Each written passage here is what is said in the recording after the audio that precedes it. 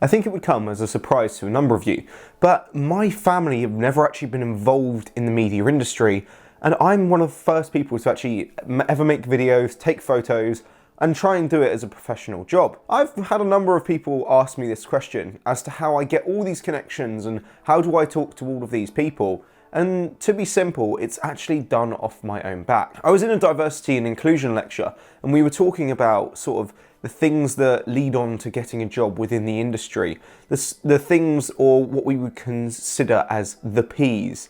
The P's sound really, really weird, but it actually means privilege and people. So privilege is the background you're coming from, so where your parents are based, how much money your parents earn, if you can do a free sort of internship or placement program, and then people is the people that you know. So for me, in my studies, I'm obviously at Bournemouth University, but everyone that I know is off my own back. I've reached out to all of these companies. I've expressed my website. I've made YouTube videos like this. I'm really trying to get my name out there so I can sort of put an edge or a foot into the industry whilst not having all of these other connections that some people may do. I know that there are people on my course, there's people throughout the UK that have a rich media background. I know people that have parents that work at the BBC, at Sky Sports. But for me, I have to do it off my own back. But the way I actually go around doing that is rather interesting. So the first way that I would tend to sort of sell myself online would actually be my website. So I've had my website for quite some time, years and years ago before I sort of went into the video sphere. It was called Amateur Photos, but now it's just my portfolio. There'll be a link in the description for you to have a look at if you'd like to. So it showcases all the photographic work that I've done and also the video work with a sort of about me and contact section. So if a sort of prospective client or employer is looking at that, they can really see from a glance the work that I'm involved in and actually the sort of standard and level of expertise that I have within my field. I've also incorporated a sort of extra sort of link that says, if you want to have a look at more of my work, head over to my YouTube channel, because I think that that also plays a very key part. So my YouTube channel is another massive part of how I speak to you guys and how I actually get in contact with employers. If you've got a sort of storefront, as I like to say, you've got your website, but then you also have YouTube. They're different platforms, they're different entities, but actually making content for YouTube and understanding how algorithms work, how content is made, how it's produced, how you actually film and edit a video, how you stick to schedules, really shows your creative ambition and really does help when applying for jobs or even sort of reaching out for placements.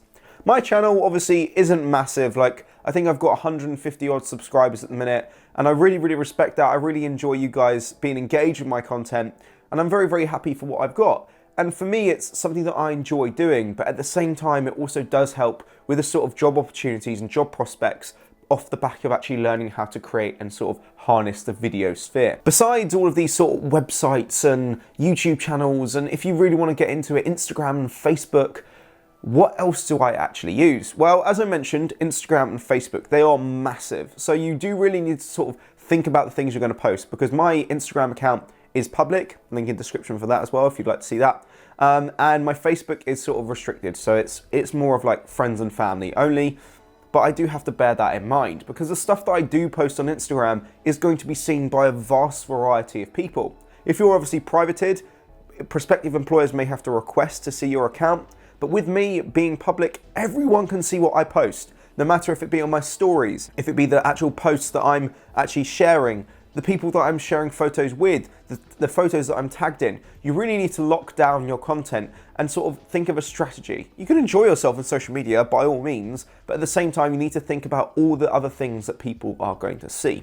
Further on to this sort of social media, we get into the sort of LinkedIn realm. I never really used LinkedIn before university because it's sort of a business-centric sort of social media platform, but now I use it almost daily.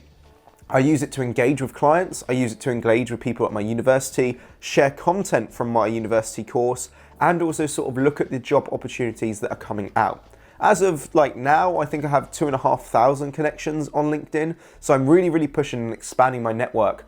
And you'd be surprised how effective that is. Once you start getting into the trend of sort of adding people, connecting with people, they start adding you back, you start expanding your network. And then when you post content, sometimes you get people messaging you saying, oh, I'd really love to work with you on this project, or have you got any ideas on this, this, and this?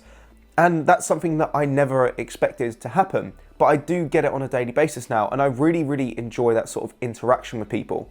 LinkedIn is probably one of the biggest things that you really do need. Like I said, a website, a YouTube channel if you want to do that, and also locking down your social media. But LinkedIn is up there with one of the most important applications to use. It sort of shows the connectivity between you, your teammates, and also university and other prospective job employers. So bear that in mind, and I would highly recommend doing that.